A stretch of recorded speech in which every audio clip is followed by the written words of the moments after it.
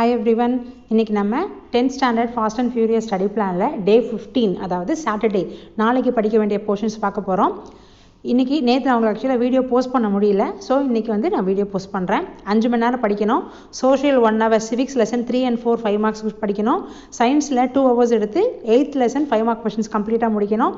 Mathsல 1 hour எடுத்து chapter 7ல exercise 7.3யும் chapter 8ல 17ல இருந்து 25 வரைக்கும் ஒரு 8 எக்ஸாம்பிளும் சேர்த்து படிச்சிருங்க. இங்கிலீஷ்ல 30 நிமிஷம் எடுத்து போம்ல 1 அதாவது ஃபர்ஸ்ட் போயம் படிச்சிருங்க. தமிழ்ல இயல் 8ல சிறுவினா குருவினா படிச்சிருங்க. ஓகேவா?